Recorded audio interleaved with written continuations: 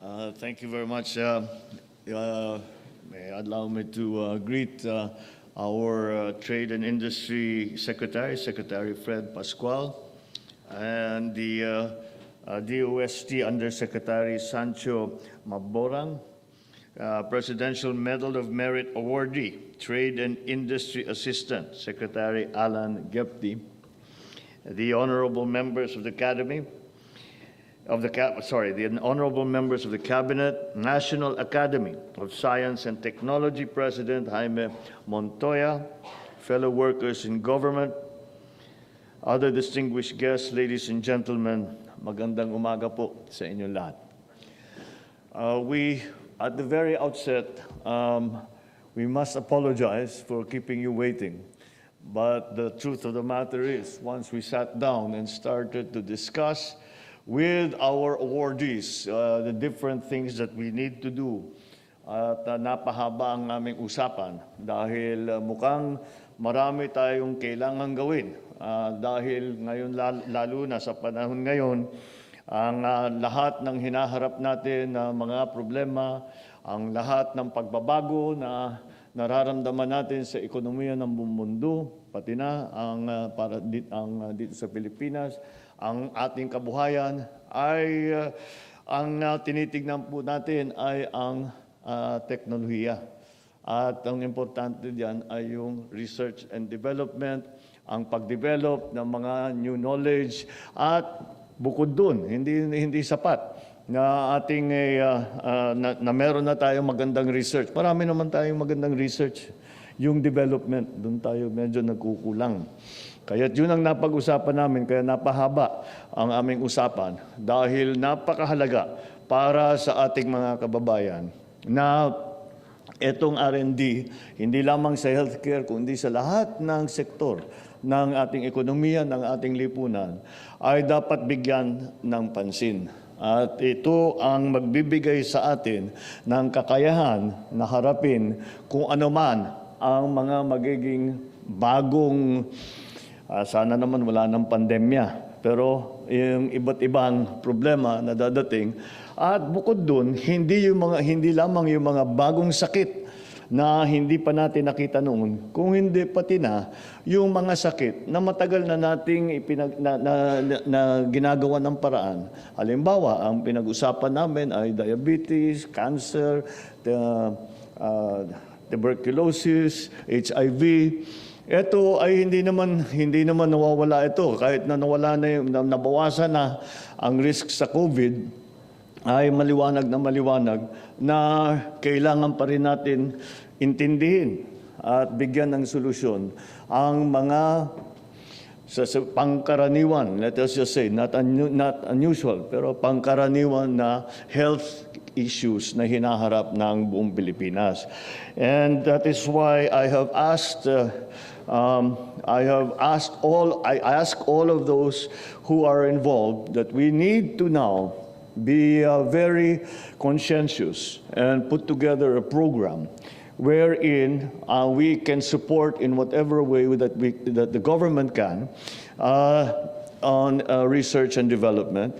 And as I think all of us know, that some of the problems are in the development side. We kept talking about what are the ways that we can do, what are the methods that we can do so that the R&D or the new knowledge, the new technologies can be brought to market, as it were, as quickly as possible.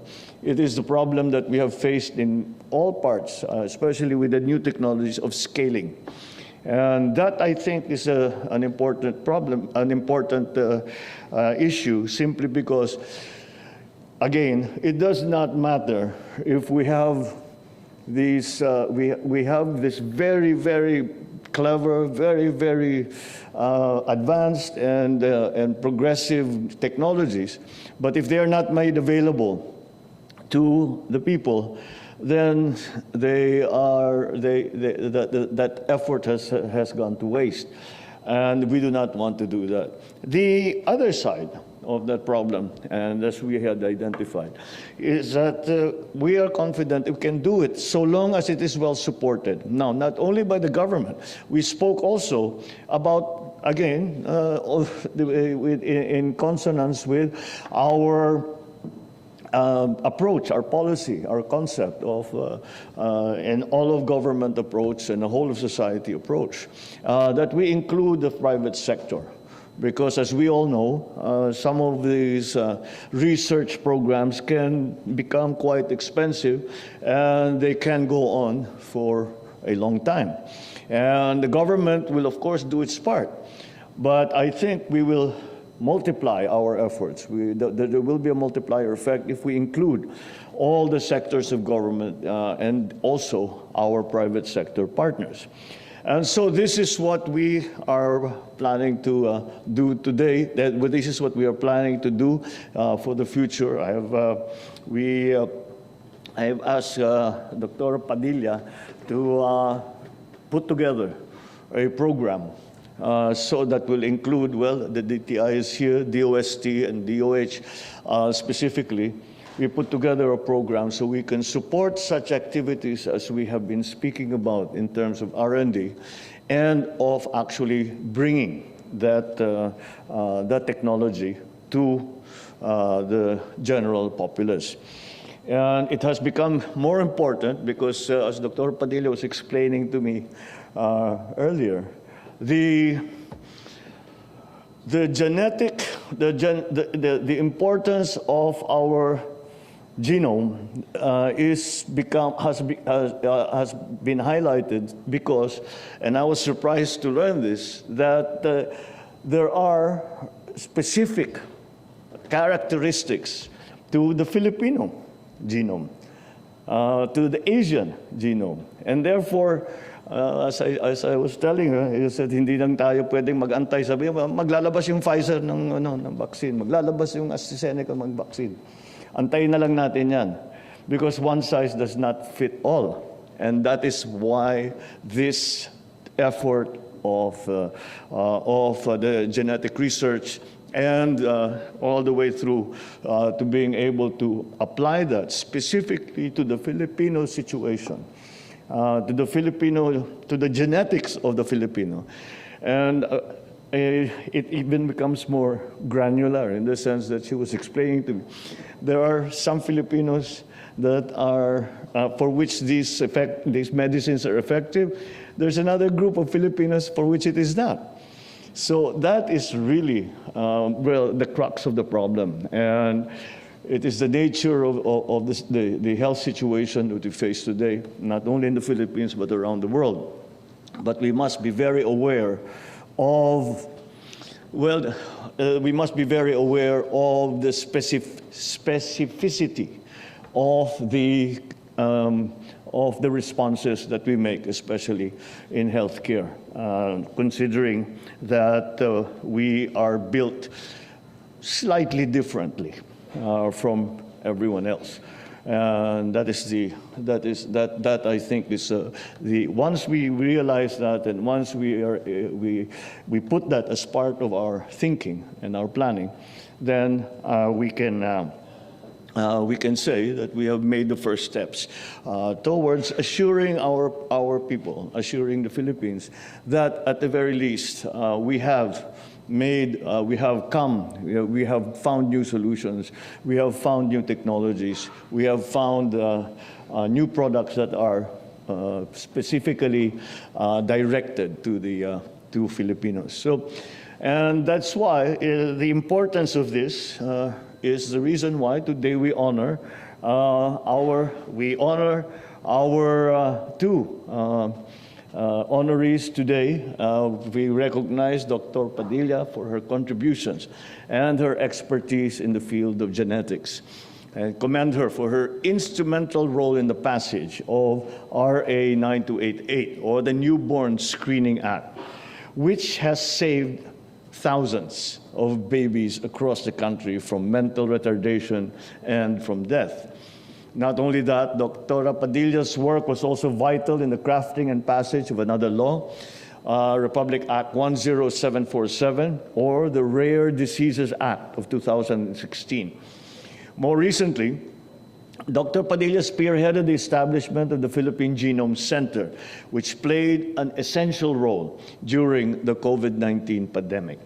The Philippine Genome Center was at the forefront of the country's pandemic response and provided the government and the country's policymakers with the information that we need to better understand the virus and implement measures to limit and manage its spread. Meanwhile, we also commend Assistant Secretary Gepty for being an invaluable force in the negotiations and the eventual ratification of that most important treaty, the Regional Comprehensive Economic Partnership, or RCEP, which has included now the Philippines into the biggest trade bloc in the world. This should open opportunities for Filipinos and the Philippine companies to export trade and services to a market exceeding 2 billion people that are within the RCEP region. Under the RCEP, the Philippines will be able to source raw materials and intermediate goods from fellow RCEP countries, process products locally, and then export those products back out to other RCEP countries at a preferential rate. Our participation in RCEP will strengthen our linkages in regional supply chains and serve as a catalyst for attracting more foreign direct investments into the country. Both Dr. Padilla and ASEC Gepty exemplify what it means to be a public servant, and these awards are our form of recognition and a testament to that service. Their service goes above and beyond typical duties and responsibilities, and their achievements have created and will continue to create a positive and lasting impact. Once again, I would like to thank our awardees today for their outstanding service to the country and to the Filipino people. May this accomplishment reinvigorate your drive to selflessly serve the country, and may you continue to be a shining example to our fellow workers in government and continue to provide inspiration for service for our fellow citizens. Maraming salamat po. Congratulations muli at magandang umaga po sa inyo lahat.